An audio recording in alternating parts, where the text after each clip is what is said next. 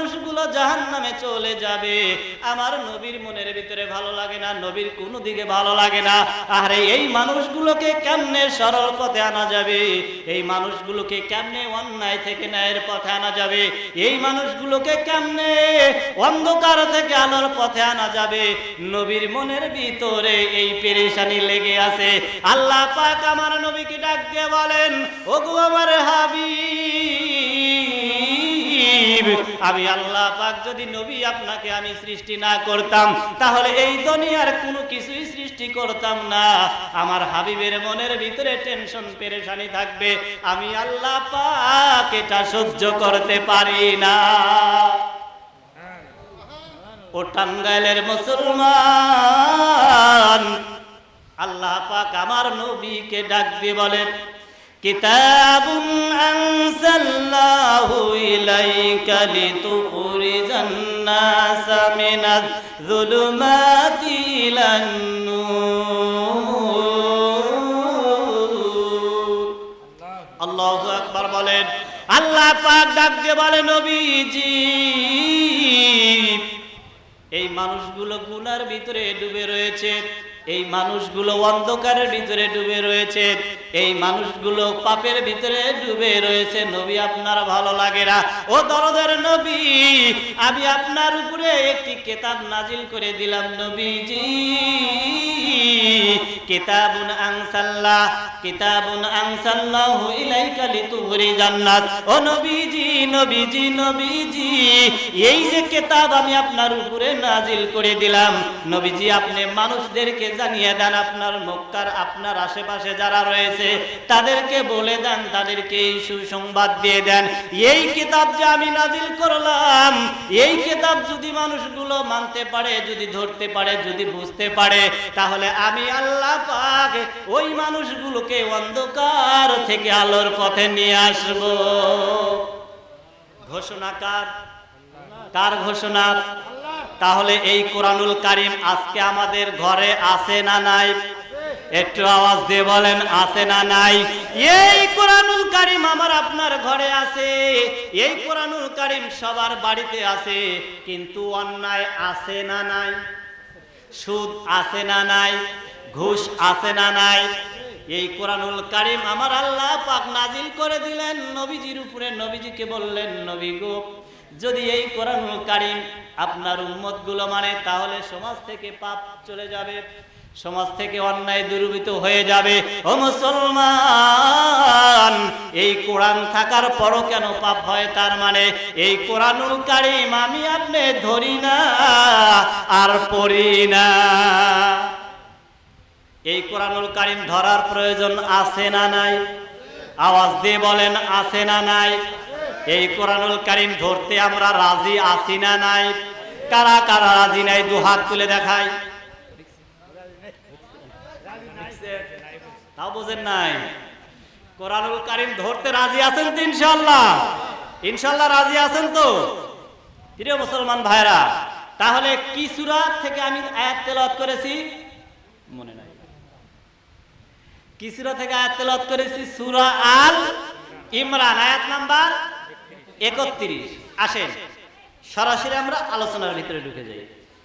আল্লাহ পাক বলেন, কুল ইন কুনতুম তুহিব্বুনাল্লাহ ফাত্তাবিউনি ইউহিব্বুকুমুল্লাহ।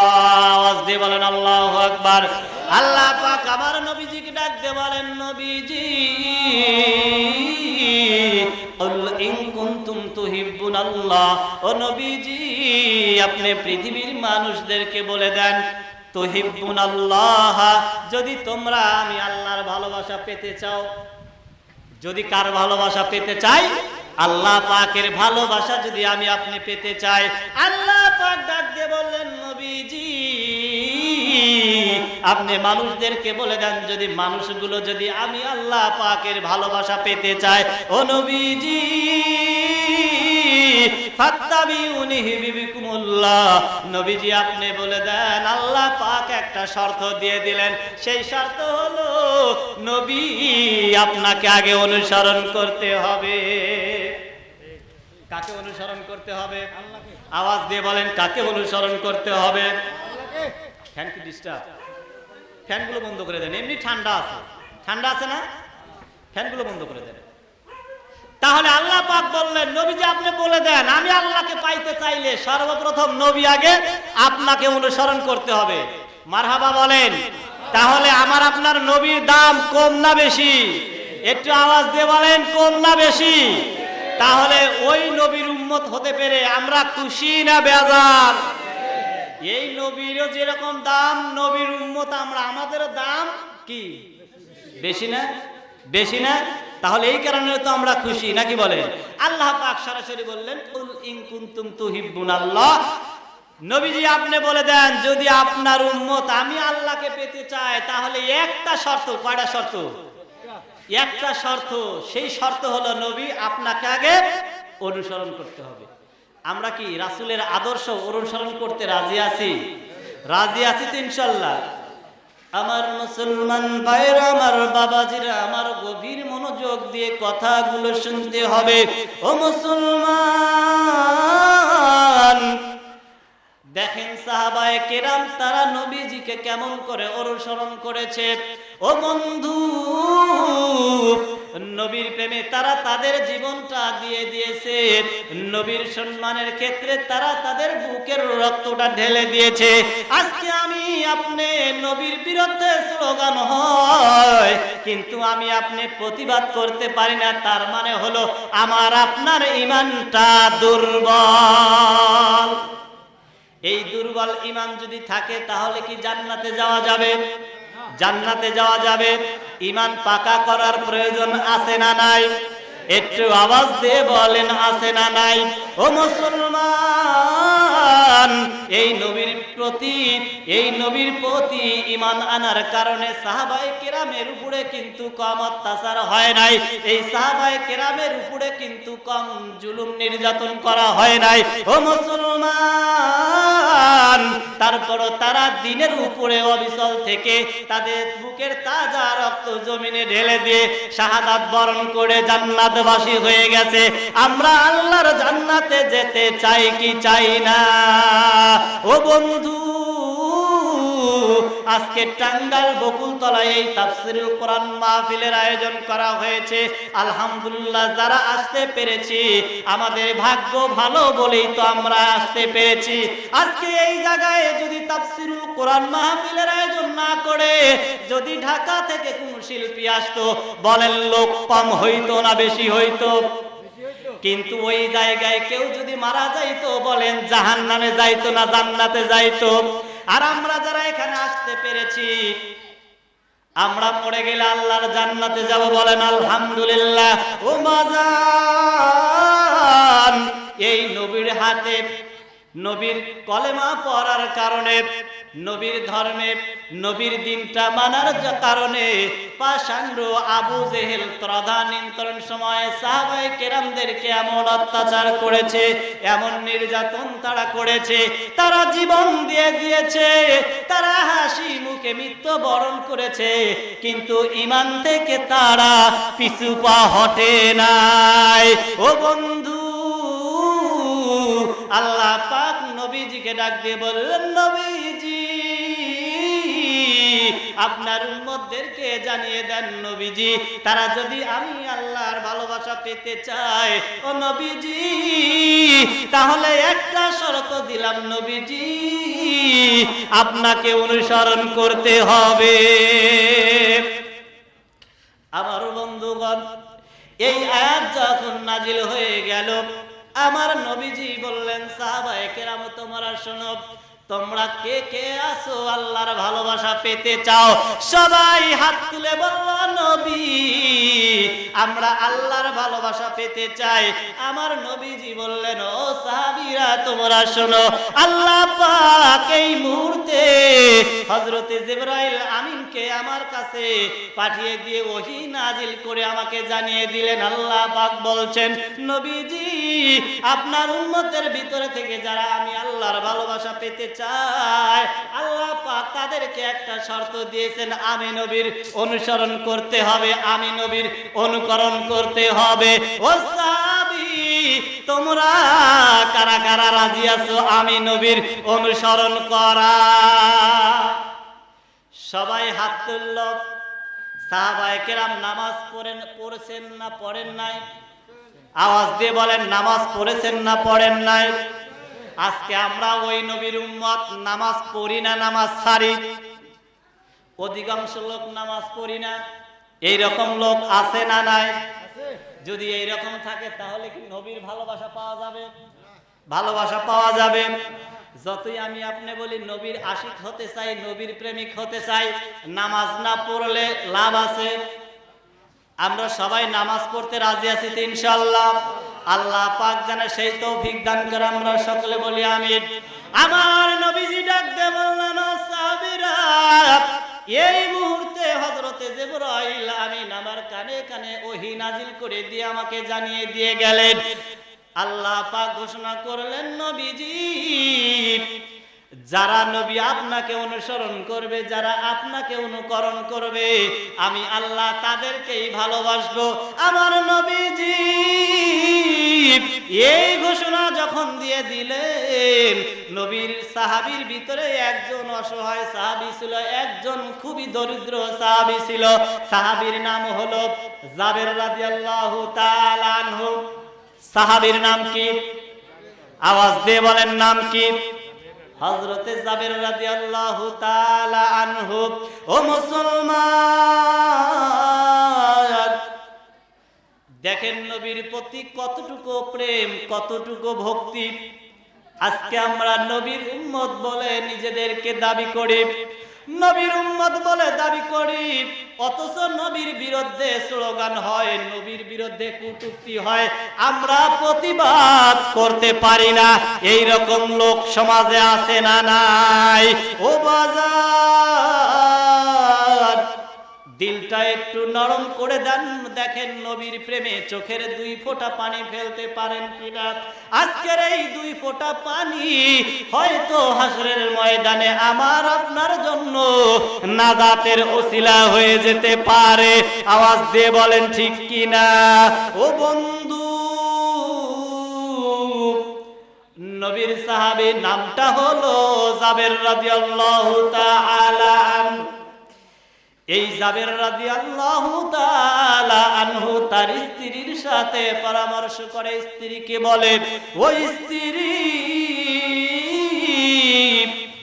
মনে বড় সাধ জাগে, মনে বড় আশা জাগে, যদি নবীকে একটা দিন একটা ওয়াক্ত আমার বাড়িতে দাওয়াত দিয়ে খাওয়াইতে পারতাম। স্ত্রী, কিন্তু আমার তো ওই রকম সামর্থ্য নাই।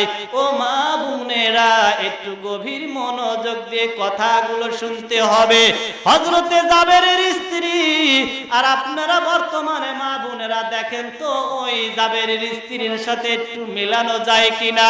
ও বন্ধু, হযরতে জাবের যখন তার স্ত্রীকে এই কথাটা বলল, ও বাজান, হযরতে জাবেরের স্ত্রী বলল, স্বামী গো, আল্লাহ পাক আমাকে যতটুকু সামর্থ্য দিয়েছেন, যতটুকু শক্তি আমাকে আল্লাহ পাক দিয়েছেন, এটা দিয়ে রাসূলের মেহমানদারি করাবো। আওয়াজ দিয়ে বলেন আল্লাহু আকবার। আর একটু আওয়াজ করে বলেন আল্লাহু আকবার। ও বাজার, আবার নবীজি সাহাবায়ে কেরামদেরকে সঙ্গে নিয়ে খন্দকের খনন করা শুরু করে দিয়েছিলেন। নবীজি অনাহার। ও মুসলমান, আজকে আমরা 3 বেলা পেট ভরে খাবার খাই, খাবার খাওয়ার কারণে পেটের ভিতরে ভুঁড়ি, এমন ভাবে পেটটা ফুলে যায়, দেখে মনে হয় ভিতরে না জানি কয় মন ধান ঢুকাইছে। ও বাজান, নবীজি খনন করে, কিন্তু আমার দরদের নবীর পেটে খাবার নাই। সাহাবায়ে কেরাম খনন করা শুরু করে দিয়েছে, সঙ্গে আমার দরদের নবী খনন করা শুরু করে দিয়েছে। ও বন্ধু, এমন সময় হযরতে জাবের রাদিয়াল্লাহু তাআলা আনহু লক্ষ্য করে দেখলেন নবী কেমন যেন দুর্বল হয়ে যায়। হযরতে জাবের পাশে দাঁড়িয়েছেন নবী আমার প্রচন্ড দুর্বল। হযরতে জাবের জলদি করে নবীর কাছে চলে আসলো। ও বাজান, নবীর কাছে যখন আসছে, নবীজি আমার জাবেরকে দেখে হযরতে জাবেরের হাতের উপরে নবীজি আমার পড়ে গেছে। ও বন্ধু, গভীর মনোযোগ দিয়ে কথাগুলো শুনতে হবে। দেখেন, আমি আপনি কত সুখে আছি, আমি আপনি কত আরামে আছি, তারপরও আল্লাহর কুদরতের পায়ে আমি আপনি সিজদা করি না। আর একটু নিজের বিবেক দিয়ে চিন্তা কইরা দেখেন, সাহাবায়ে কেরাম তাদের পেটে খাবার ছিল না, নবীর পেটে খাবার ছিল না, কিন্তু তারা আল্লাহকে কখনো ভোলে নাই। ও বাজার, আমার নবীজি যখন জাবেরের হাতের উপরে পড়ে গেছে, হযরতে জাবের এমন সময় লক্ষ্য করে দেখে নবীজির পেটের সাথে পাথর বাঁধা রয়েছে। জাবেরের সহ্য হয় না। জাবেরের মনের ভিতরে কেমন জানি একটা হয়ে গেছে, আরে দরদের নবীর পেটের সাথে কেন পাথর বাঁধা। হযরতে জাবের একটা চিৎকার দিয়ে বলে, ইয়া রাসূলুল্লাহ, ইয়া হাবিবাল্লাহ, ও নবীজি, আপনার পেটের সঙ্গে কেন পাথর বাঁধা?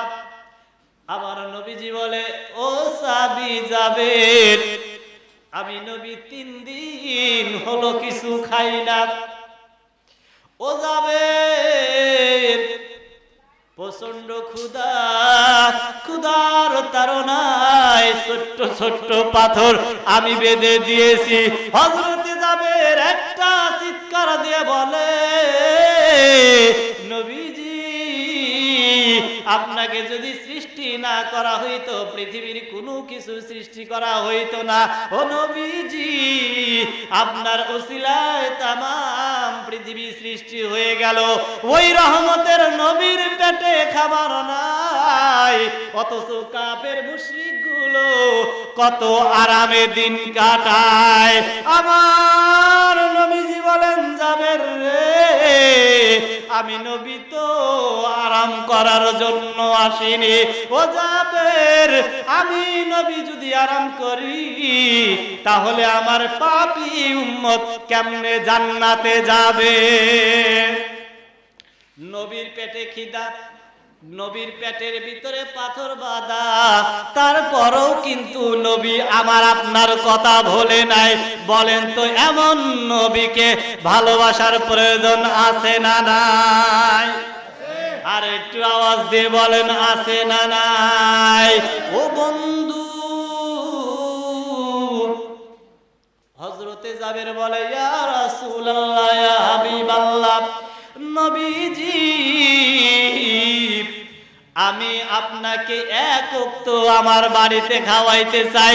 ও নবীজি, আপনি যদি একটা ওয়াক্ত আমি জাবের আমার বাড়িতে আপনি খাবার খাইতেন, তাহলে আমি জাবের ধন্য হয়ে যাইতাম।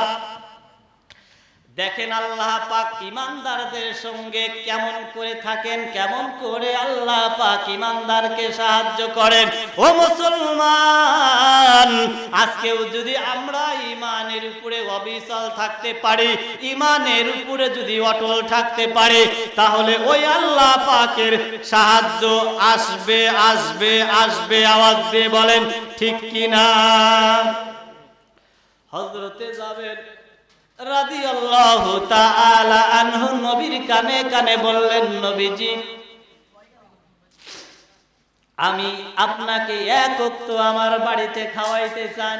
শুধু নবী শুনেছে, কারণ জাবের বেশি মানুষকে খাওয়াইতে পারবে না, তার সেই সামর্থ্য নাই। ও বাজান, এই কথা যখন হযরতে জাবের রাদিয়াল্লাহু তাআলা আনহু নবীর কানে বলেছে, সঙ্গে সঙ্গে আমার নবীজি সাহাবায়ে কেরামদের দিকে দিকে মুখ ফিরে আমার নবীজি ঘোষণা দিলেন, ও সাহাবীরা তোমরা শোনো শোনো, তোমরা তো অনাহারে রয়েছো, তোমাদের পেটে ক্ষুধা, কোনো খাবার নাই। ও সাহাবীরা, আমার সাহাবী হযরতে জাবের দাওয়াত দিয়েছে, তোমরা সকলেই আজকে জোহর নামাজের পর জাবেরের বাড়িতে চলে যাবা। মারহাবা বলেন। জাবেরের চিন্তা কম না বেশি? জাবের দাওয়াত দিলেন শুধুমাত্র নবীজিকে, কারণ ঘরে খাবার নাই, কিন্তু নবীজি সকল সাহাবীদেরকে দাওয়াত দিলেন। জাবেরের মনে টেনশন, আহারে এতগুলো মানুষকে আমি কেমনে খাওয়াবো? ও মুসলমান, গভীর মনোযোগ দিয়ে কথাগুলো বুঝতে হবে, কারণ দেখেন তাদের ঈমান কি শক্তিশালী ঈমান ছিল। জাবের রাদিয়াল্লাহু তাআলা আনহু যখন নবীজিকে দাওয়াত দিয়েছেন, আমার নবী সকল সাহাবীদেরকে দাওয়াত দিলেন। হযরতে জাবেরের মনে তখন প্রশ্ন জেগেছে, আল্লাহর নবীজি যখন সকলকেই দাওয়াত দিয়েছে, তার মানে এই খাবারের ভিতরে যিনি বরকত দিবেন, আওয়াজ দিয়ে বলেন তো তার নাম কি? সেই আল্লাহ পাকের উপরে বিশ্বাস রাখার প্রয়োজন আছে না নাই? একটু আওয়াজ দিয়ে বলেন, আছে না নাই? আমার ভাইয়েরা, হযরতে জাবের রাদিয়াল্লাহু তাআলা আনহু দৌড় দিয়ে বাড়িতে চলে আসলেন। স্ত্রীকে ডাক দিয়ে বললেন, ও স্ত্রী, এই দিকে আসো, শোনো, আমি তো নবীজিকে দাওয়াত দিয়েছি, নবীজি জোহর নামাজের পরে আমার বাড়িতে খাবারের জন্য আসবে। ওই স্ত্রী, আমি নবীকে দাওয়াত দিয়েছি একা, কিন্তু দরদের নবী, দয়ার নবী সকল সাহাবীদেরকে দাওয়াত দিয়েছে। ও মা, দেখেন যেমন স্বামী তেমন স্ত্রী। এইবার জাবেরের স্ত্রী সুন্দর করে মুস্কি হাসি দিয়ে বলে, ও প্রাণের স্বামী, আপনি নবীজিকে দাওয়াত দিয়েছেন আর সাহাবীদেরকে দাওয়াত দিয়েছেন কে? হযরতে জাবের বলে, ও গো স্ত্রী, আমি জাবের নবীজিকে দাওয়াত দিয়েছি আর দরদের নবী সকল সাহাবীদেরকে দাওয়াত দিয়েছে। এইবার স্ত্রী তার স্বামী জাবেরকে বলে, ও স্বামী গো, চিন্তা করার কোনো কারণ নাই, হতাশা হওয়ার কোনো কারণ নাই। ও স্বামী, আপনি দাওয়াত দিয়েছেন দরদের নবীকে আর নবী দাওয়াত দিয়েছে সমস্ত সাহাবীদেরকে, তার মানে হলো এই সামান্য খাবার দরদের নবী, মায়ার নবী, রহমতের নবী কেমনে সকল সাহাবীদেরকে নিয়ে খাবেন, এইটা নবী আর নবীর রব জানে। মারহাবা বলেন। তাহলে নবীর প্রতি ভালোবাসা কম ছিল না বেশি ছিল? আল্লাহর প্রতি ঈমান কম ছিল না বেশি ছিল? আজকে আমার আপনার ঈমান আছে না নাই? ঈমান আছে কিন্তু খুবই দুর্বল। আজকে আমি আপনি বলি, যদি ওই ক্ষেতে 30 মণ ধান না হইতো, তাহলে এই বছর বিবি বাল বাচ্চা সন্তানাদি নিয়ে এইবার আমরা না খেয়ে মরতাম। বলেন, এই ধরনের কথা বলি কি বলি না? আবার বলি, আহারে আমার সন্তান যদি বিদেশে না যেত, তাহলে আমি বোধহয় না খেয়ে মরতাম। আহারে আমার সন্তান যদি চাকরি না করত, তাহলে আমি বোধহয় না খেয়ে মরতাম। বলেন তো এরকম কথা বলি কি বলি না? আওয়াজ দিয়ে বলেন, বলি কি বলি না? ও মুসলমান, জাবেরের স্ত্রী তার স্বামীকে, জাবেরকে ডাক দিয়ে বলে, ও স্বামী, চিন্তা করার কোনো কারণ নাই, টেনশন করার কোনো কারণ নাই, যেহেতু দরদের নবী সাহাবায়ে কেরামদেরকে দাওয়াত দিয়েছে, তার মানে হলো দরদের নবী জানে আমার ঘরে যে খাবার রয়েছে, এটা দিয়ে সবাই তৃপ্তি সহকারে খাবার খাইবে। মারহাবা বলেন। ও বাজার, হযরতে জাবের রাদিয়াল্লাহু তাআলা আনহু আবার দৌড় দিয়ে নবীর দরবারে চলে গেলেন। গিয়ে বলে, ইয়া রাসূলুল্লাহ, ইয়া হাবিবাল্লাহ, নবীজি আমি আপনাকে দাওয়াত করেছি, আপনি সকল সাহাবীদেরকে দাওয়াত করলেন। ও নবীজি, তাহলে সকল সাহাবীদেরকে নিয়ে আপনি কোন সময় আমার বাড়িতে যাবে? নবীজি বললেন, সাহাবীরে, জোহর নামাজ পড়ে তোমার বাড়িতে যাব।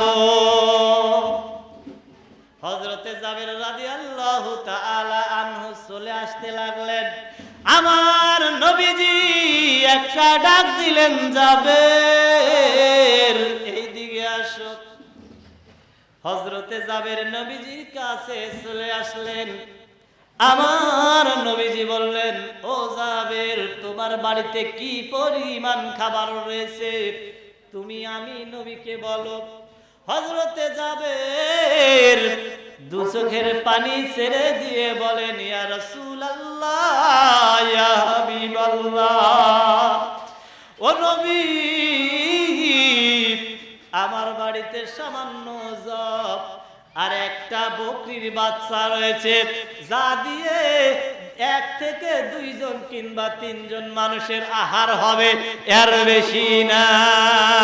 আমার নবীজি বললেন, সাহাবী, ও জাবের রে, চিন্তা করার কারণ নাই, টেনশন করার কোনো কারণ নাই। ও জাবের, তুমি বাড়িতে চলে যাও, কিন্তু আমার একটা কথা তুমি শুনো, যেই জব থেকে রুটি হবে, ওই রুটিগুলো যে পাত্রে রাখবে, আমি নবী না যাওয়া পর্যন্ত ওই পাত্রের মুখ সরানো যাবে না। মারহাবা বলেন। আল্লাহর নবীজি বললেন, জাবের রে, এই যে বকরির ছানা তুমি জবাই করবে, জবাই করার পরে রান্না করে যেই পাতিলে রাখবা, ও জাবের, আমি নবী না যাওয়া পর্যন্ত ওই পাতিলের মুখ আগলা করা যাবে না। হযরতে জাবের রাদিয়াল্লাহু তাআলা আনহু বাড়িতে আসলেন। বিবিকে বললেন, বিবি রে, জবগুলো সুন্দর করে তৈরি করো, আর বকরির বাচ্চাটা কোথায়? হযরতে জাবের রাদিয়াল্লাহু তাআলা আনহুর 2টো সন্তান। কয়টা সন্তান? কিতাবের ভিতরে এসেছে, কিতাবে মুজমায়ের ভিতরে এসেছে, একটা ছেলের নাম হলো মাসুম বিল্লাহ, আর একটা সন্তানের নাম হলো মারুফ বিল্লাহ। সন্তান কয়টা? আওয়াজ দিয়ে বলেন, সন্তান কয়টা? হযরতে জাবের রাদিয়াল্লাহু তাআলা আনহুর সন্তান হলো 2টা। ছোট্ট ছেলেটা ঘুমিয়ে গেছে, বড় ছেলেটার বয়স হলো 8 বছর, কিছু কিছু কিতাবে এসেছে 9 বছর। ছোট ছেলেটা 1 বছর কি 1.5 বছর কিংবা 2 বছরের ছোট। ছোট্ট ছেলেটা ঘুমিয়ে গেছে। জাবের রাদিয়াল্লাহু তাআলা আনহু স্ত্রীকে বললেন, স্ত্রী রে, ওই বকরির ছানাটা নিয়ে আসো। হযরতে জাবের রাদিয়াল্লাহু তাআলা আনহুর স্ত্রী এবং তার বড় সন্তান মিলে বকরির ছানাটা নিয়ে আসা হলো। ও বাজান, হযরতে জাবের রাদিয়াল্লাহু তাআলা আনহু বকরির বাচ্চাটা জবাই করে দিয়ে সুন্দর করে ছিলে তৈরি করে দিয়ে স্ত্রীকে বলছে, ও প্রাণের স্ত্রী, তুমি খাবারগুলো রেডি করো, দেখি আমার দরদের নবী কত দূর কখন আসবে। এই কথা বলে যখন জাবের রাদিয়াল্লাহু তাআলা আনহু বাড়ি থেকে বের হয়ে চলে গেলেন, ও বাজান, এমন সময় আমার আল্লাহ পাক এমন একটা খেলা খেলবেন। ও মুসলমান, দেখেন নবীর প্রতি প্রেম।